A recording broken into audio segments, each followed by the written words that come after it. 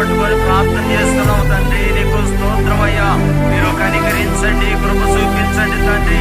కొన్ని సమస్యల కొరకు ప్రార్థన చేస్తున్నామయ్యా. చాలా సంవత్సరాల నుంచి నాయన యేసయ్యా ఒక కొలిక్కి రాకుండా నాయన భయంకరమైనటువంటి వేదన పాలవుతున్నటువంటి వ్యక్తులు ఉన్నారు, కుటుంబాలు ఉన్నారు తండ్రి. వాళ్ళందరికీ విడుదల కలగాల తండ్రి. నీకు స్తోత్రమయ్యా. గొప్ప దేవుడా, ఆశ్చర్యకరుడా, నీకు స్తోత్రం స్తోత్రం. నమ్మదగిన దేవుడా, నీకు స్తోత్రమయ్యా.